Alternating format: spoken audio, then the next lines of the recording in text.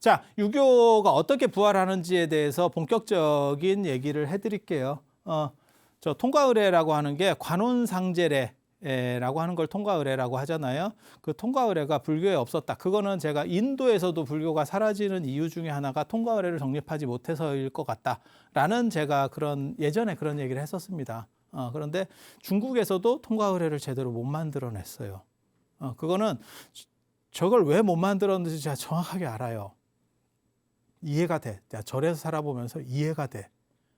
절이 아주 이게 불교가 특이한 구조라서 저런 걸 누가 만들잖아요.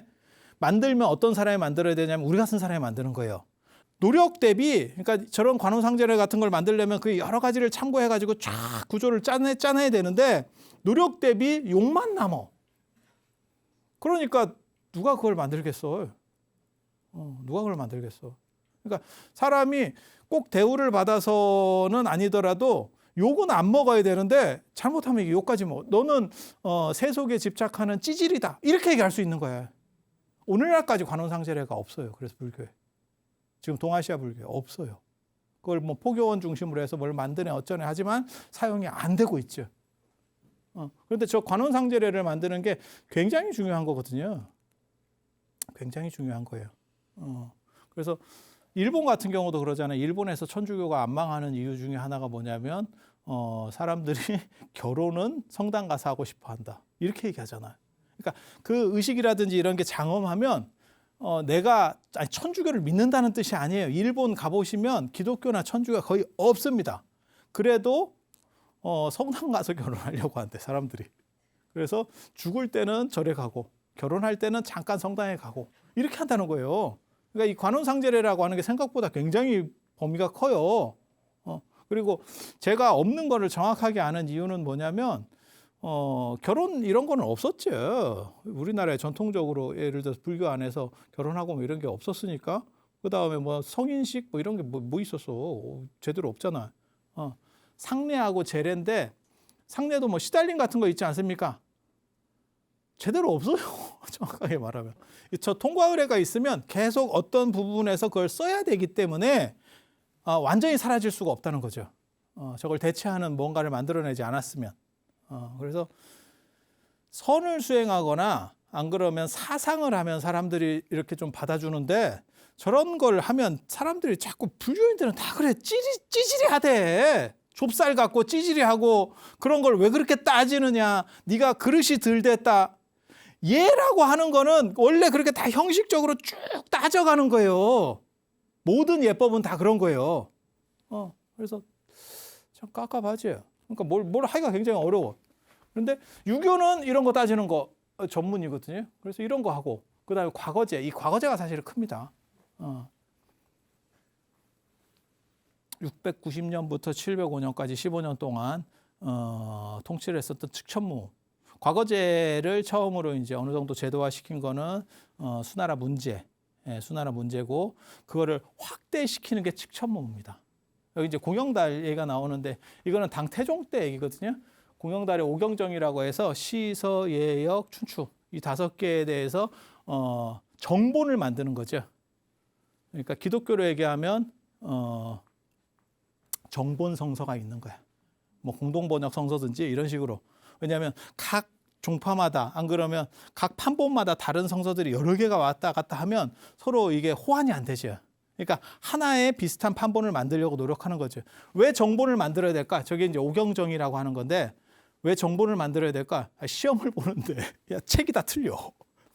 이러면 시험이 되겠어요? 그러니까 비슷한 책은 비슷한 책인데 전에 내려오는 과정이 오래되다 보니까 조금씩 바뀌는 거죠. 수백 년 동안 지금 공자 때부터만 보더라도 한 1000년 정도 지금 내려온 거잖아요. 600년 되면 지금 1000년도 더 됐죠. 그러니까 저거를 정본을 만들어야, 그러니까 국정교과서를 만들어야 된다는 얘기죠. 이해가 되죠? 요즘은 내용을 이해하느냐를 보지만 예전에는 이해하기 전에 일단 암기해서 시험을 봐요. 근데 암기하는데 교재가 달라. 조금씩 다 교재가 판마다 달라. 우리 식으로 하는 5종 교과서예요. 이러면 암기 시험은 못 보지. 이해가 되죠? 그래서 표준을 만드는 게 공영달의 오경정이라고 하는 거예요. 그래서 653년에 반포가 되고 이게 이제 당세종 때부터 시작을 해서 일이 시작되는 건데 그런데 저 과거제를 비학적으로 확대시키는 게 칙천무입니다. 칙천무는 여자고 이씨가 아니잖아. 이씨 당나라 이씨인데 이씨 왕조인데 거기서 자기가 무씨가 이걸 잠깐 바꾼 거잖아요. 바꿨는데 이씨들이나 이씨를 추종하는 그 전에 있었던 이미 당나라를 옹호하던 그 세력들이 이거를 용인을 하겠어요? 그러니까 기본 귀족들은 싫어하죠. 앞에서는 권력이 원체 강하니까 그냥 그런갑다 하고 있지만 실제로는 뒤에 가서 딴소리를 하겠죠. 뭔 얘기를 했을지 정확하게 알죠. 암탉이 울면 집안이 망한다더라. 이 얘기 분명히 나왔을 거야. 근데 그 얘기가 들려서 들어가면 집안이 망하는 게 아니고 지 목이 날아가죠. 지 집안이 망하지. 지 집안이 망하죠. 그러니까 함부로는 못하지만 뒷담화는 하고 있었겠죠. 또 이렇게 또 공치렁공치렁 하고 있었겠죠. 그래서 기존 세력이 아니고 기존의 귀족들이나 이씨 이 당을 지지하는 이씨의 당나라를 지지하는 세력이 아닌 또 다른 세력을 만들어야 돼요. 그러니까 왕을 보고 있는 황제를 자기 칙천무를 보는 그래서 과거제를 통해서 집안 배경이 약한 사람들을 끌어올려줘 버리면 그 사람은 쉽게 말해서 왕에게 충성하는 내가 너를 끌어줬잖아. 이렇게. 그리고 이제 그 과거 시험에서 굉장히 안 좋은 게 있어요. 문생과 자주의 개념이라고 그래서 그 우리 고려 때도 계속 있었던 거예요. 시험관이 시험을 이렇게 뽑아주잖아요. 그 사람이 그러니까는 내가 공무원 쉽게 말해서 시험을 주관하는 사람이고 주관하는 시관이고 그 다음에 여러분들이 만약에 시험 보러 온 사람이야. 그럼 내가 이 중에서 한 2명을 뽑았어, 3명을 뽑았어. 그러면 내가 스승이야, 이 사람들의. 내가 땡겨준 사람이야. 너네 내 라인이다. 이게 있어. 그러니까 뭘 얘기하는 거냐면 귀족들은 혈통 라인이 있는 거고 여기서는 자기를 끌어준 사람의 어떻게 보면 권력 라인이 있는 거예요. 그러니까 귀족 집단에 맞서려고 하는 어떤 세력이지. 세력이 만들어지는 거죠. 그래서 칙천무가 그거를 강력하게 합니다. 그리고 그게 어느 정도 시간이 지나다 보니까 당나라 말기쯤에 가면 얘네들이 이제 힘을 쓰게 되는 거죠. 귀족과 경쟁할 수 있는. 그리고 과거 시험자들이 대부분 개뿔도 없다가 과거 시험을 봐서 합격해서 올라온다라는 얘기는 뭐냐면 이게 좋다는 거예요. 집안보다는 이게 좋다는 거예요. 귀족은 집안이 좋은 사람이고 혈통이 좋은 사람이고 그리고 귀족들이 근성이 약해요. 아무것도 없는 사람에서 공부해가지고 막 올라오는 사람들이 근성이 좋습니다. 그러니까 성격이 좋다라는 게 아니고 투지가 강하다고. 밑에서부터 밟아서 올라오는 거 아니에요, 이 사람들은 지금. 아니, 뭔 뜻인지 아시잖아요. 그러니까 예를 들어서 똑같은 대기업의 사장이야. 그런데 한 명은 회장님 아들이고 그래서 낙하산으로 내려왔고 한 사람은 샐러리만부터 해서 올라온 사람이야. 이게 역량 차이가 좀 있죠. 뭔 뜻인지 아시겠죠? 그래서 결국은 밀리게 되는 거예요. 우리도 마찬가지예요. 고려에서 조선으로 넘어갈 때 결국 그 신진사대부들이 힘을 쓰는 이유가 그것도 아이러니해요. 그때도 신진사대부를 키워준 게 누구냐면 신돈이에요. 신돈이 공민왕의 개혁 정치를 주관할 때 공민왕 근데 신돈을 저는 나쁘다고 생각하지는 않기 때문에 왜냐하면 신돈이 승려인 상황에서 그렇게 한 게 아니에요. 궁예가 아니에요. 사람들이 자꾸 생각할 때 자꾸 신돈을 궁예같이 생각하는데 그거 아닙니다. 신돈은 원래 승려였다가 편조라고 하는 승려였다가 공민왕이 마음에 들어서 너 이제 그 승려 생활을 접고 그냥 재상을 해. 이렇게 재상이 된 거예요. 그러니까 출가를 그만뒀다니까. 그러니까 승려인 상황에서 마치 뭐 국사나 뭐 이렇게 해갖고 안에서 다 뭐 국정농단, 그런 게 절대 아닙니다. 그러니까 이거는 정리를 했고 그 다음에 새로운 판을 자기가 짠 거야. 그런데 왕의 개혁 정치를 하기 위해서 그 당시 권문세가들이나 안 그러면 친원 세력들, 원나라하고 붙어먹던 세력들을 제거해야 되는데 얘네들을 조지려면 또 다른 세력 범위를 만들어야 되죠. 그게 신진사대부입니다. 그래서 신돈이 유교를 키워준 거예요. 사실은. 그 좀 아이러니하죠. 아이러니하죠. 그래서 그때 키울 때 이제 아주 영웅이 있었지.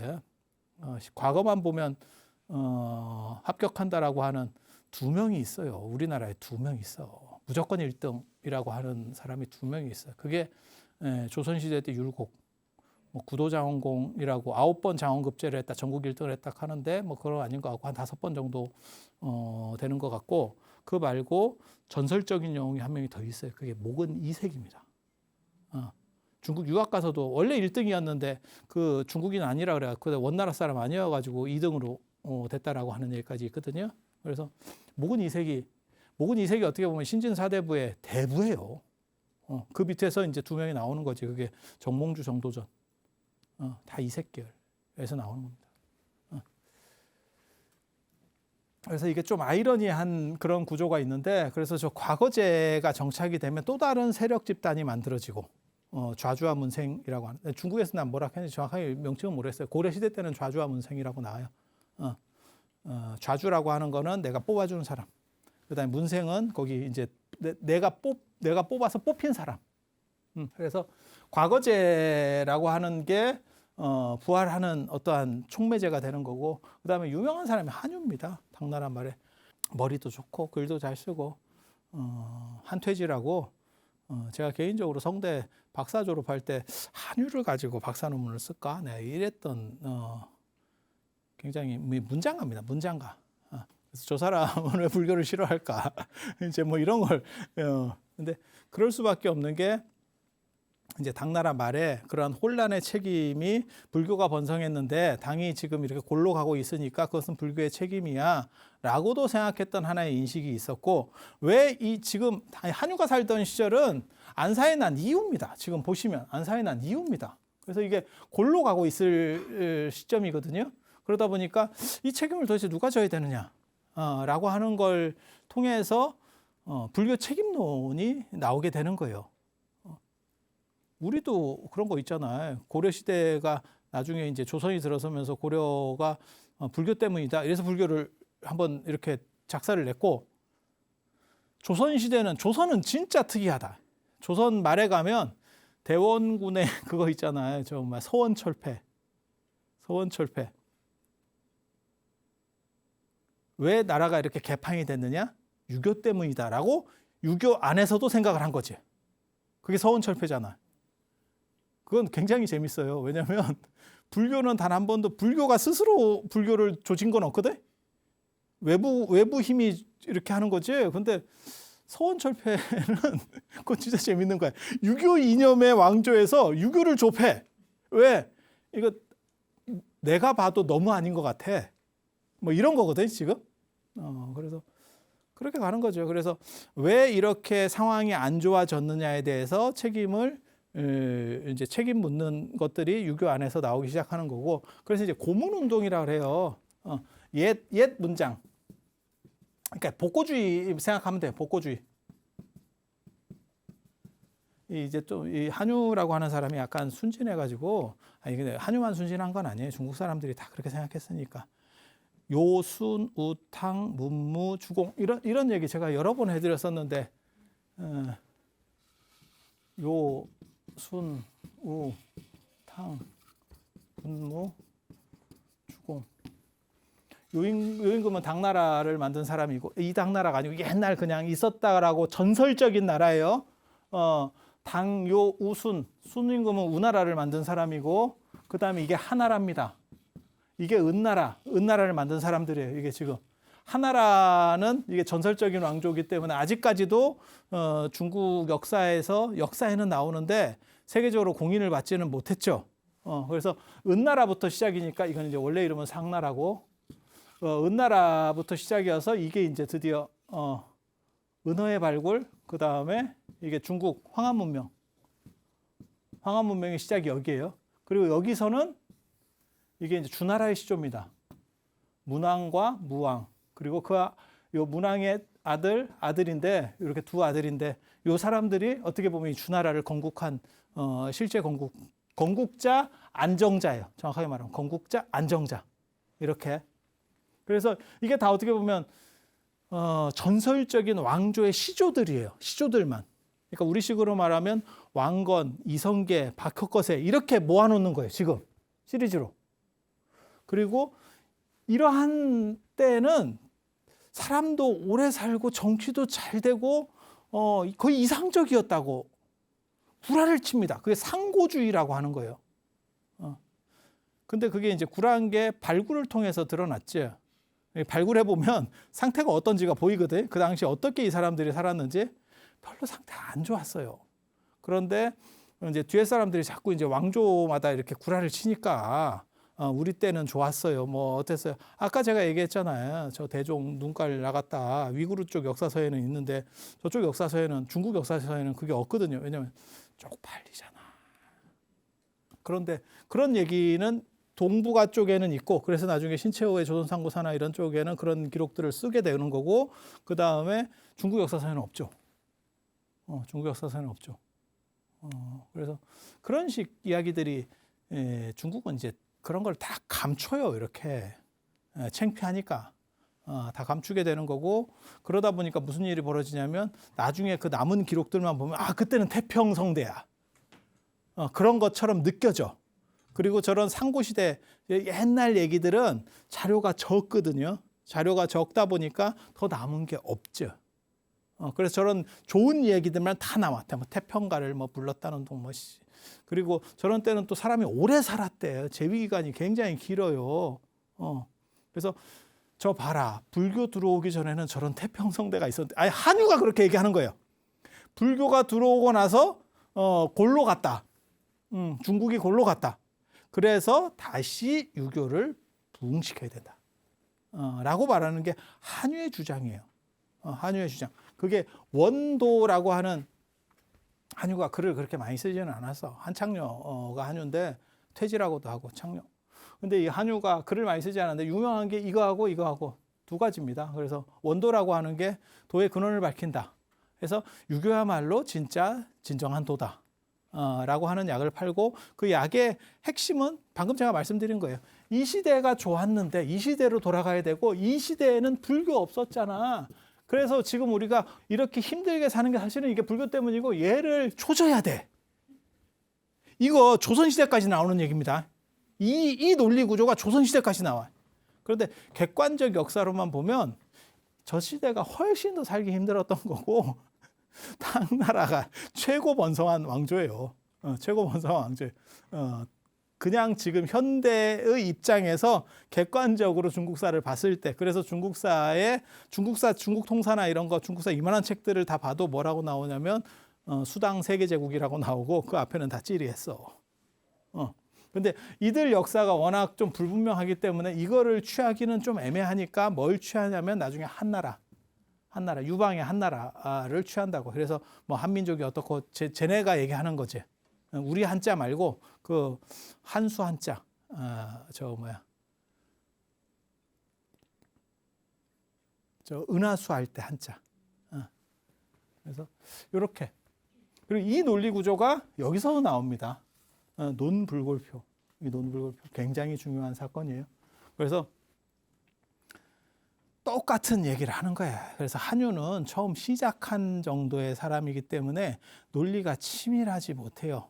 치밀하지 못해. 그래서 이 글은 고문진보의 문편에 들어가 있어요. 고문진보가 동문선 비슷한 겁니다. 우리식으로 말하는 동문선 비슷한 거. 동문선은 우리나라 안에서의 최고 문장들을 모아놓은 게 동문선. 이해가 되시죠? 그리고 중국에는 저 고문진보에 들어가면 명문이라고 하는 거예요. 그래서 고문진보는 시편이 있고 문편이 있어요. 시편은 시를 모아놓은 거, 명문 중에서 시를 모아놓은 거. 그러니까 연말 결선이지. 어떻게 보면 최고 왕중왕전에 뽑힌 문화예요. 그래서 문편은 글로 잘 쓴 거. 그래서 원도는 고문진보에 들어가 있고 그 다음에 논불골표는 당송 8가문이라는 책이 있어요. 제가 어렸을 때 이 책을 봤었는데 당나라하고 송나라의 8명의 문장가들의 글을 단송 그래서 8가문이라 그래요. 8가문. 8명의 문장가의 글들을 모은 거예요. 그래서 당나라 때 한유하고 당나라 때 들어간 사람 2사람입니다. 한유하고 유종원. 한유하고 친구입니다. 한유하고 유종원이 들어가고 한유 그다음에 유종원. 그다음에 송나라 때 송나라 때 이제 구양수. 이게 구양수는 아닙니다. 구양수입니다. 구양수는 붓글씨만 쓰는 사람. 구양순체 하는 그 구양수. 그리고 기가 막힌 사람이 있죠. 이해할 수 없는 소순소식, 소철. 이게 삼소라고, 이게 아버지고 이게 둘이 자식이에요. 이 집 또 너무 대단하지. 어떻게 8명의 문장가 중에 3명이 아버지하고 자식 둘이 들어가. 뭐 이런 집이 다 있나 싶어. 이게 너무너무 대단한. 이 사람이 그 유명한 소동파입니다.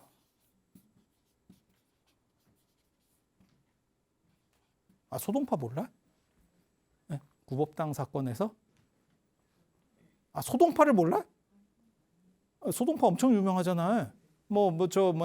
두보, 그 다음에 200, 소동파, 왕유, 이런 사람들은 다 정확하게 뭐 한 사람인지는 잘 모르겠지만 다 한 번씩 들어본 듯한 이런 사람들이잖아요. 그래서 하나, 둘, 셋, 넷, 다섯, 여섯이잖아요. 그 다음에 증공. 개인적으로 증공이 누군지 정확하게 잘 모르겠습니다. 이게 문장가라고는 하는데 별로 여기 이 레벨에서는 떨어져. 이 레벨에서는 떨어져. 그리고 누가 들어가냐면 왕한석. 왕한석은 교과서에 나와서 사람들이 많이 아는데, 교과서의 신법. 왕한석의 신법.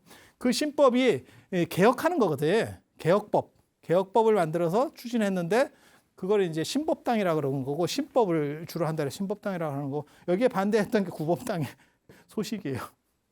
소식이에요. 그래서 그거 싸우다가 나중에 송나라가 골로 가지.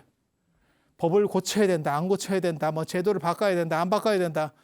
이 짓 하다가 이제 나라가 넘어가는 사건들이 벌어져요. 그래서 일단 원도라고 하는 글은 고문진보 문편에 들어가 있고, 논불골편은 이 당송팔가문에 들어가 있어요. 당송팔가문에. 그래서 이 한유가 어떻게 보면 유교의 부흥의 신호탄을 쐈다라고 얘기를 할 수 있는 사람이고, 그리고 거기에는 또 개인적인 게 있어요. 개인적인 게 있어. 개인적으로 자기가 좀 뭔가를 좀 해먹어 보려고 해서. 그리고 당나라 말부터 이제 새로운 유교의 텍스트가 움직이기 시작해요. 당나라 초기까지만 해도 오경정이 뭐라고 그랬죠? 시경, 서경, 역경. 그 다음에 춘추. 그 다음에 예기. 이걸 이제 오경이잖아요. 오경.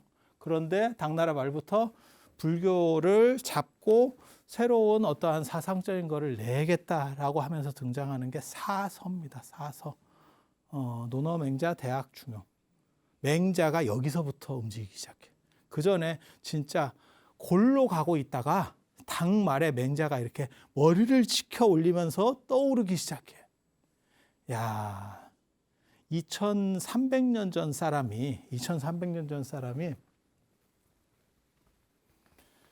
700년, 800년대가 되니까 세상에 이런 일이 있나 싶을 정도로 한 1400년 동안 땅에 묻혀 있다가 진짜 기적적으로 부활합니다. 그래서 갑자기 이때부터 뜨기 시작해서 공맹이라는 말까지 만들었어요. 나중에는 공자하고 맹자가 대등 관계까지 만들어줘요. 이런 세상에 놀라운 일이 벌어져. 그리고 거기에 이제 하나의 핵심적인 게 이 논불골표. 논한다. 불골, 부처님의 사리에 대해서 논하는 표문. 내용만 얘기하면 간단하게 말씀드리면 갖다 버려라. 갖다 버려라. 이 얘기를 썼어. 그 이야기를 제가 오늘은 다 못 해드리고 다음 시간에 왜 저 사람이 저런 이야기를 했는지, 그리고 그 사리가 뭔지, 그리고 그 사건이 실제로 한유가 그렇게 대차게 처음에는 나왔지만 나중에는 꼬리를 내리고 깨갱하게 된다는 아주 신기한 내용들이 많이 있습니다. 그 얘기는 제가 다음 시간에 해드릴 수 있도록 그렇게 하겠습니다. 자, 들어주셔서 감사합니다.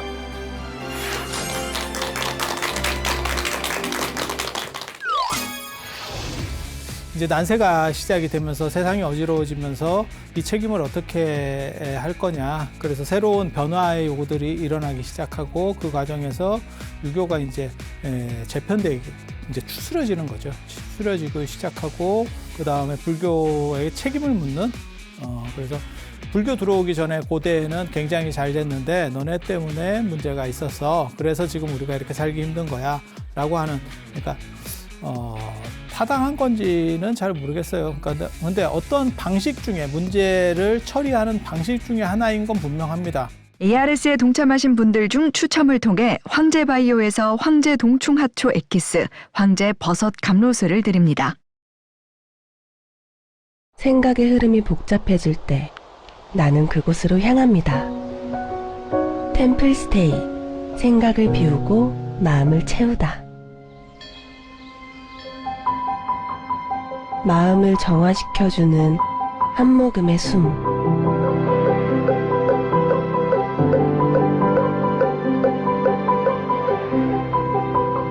나를 위한 행복여행 템플스테이.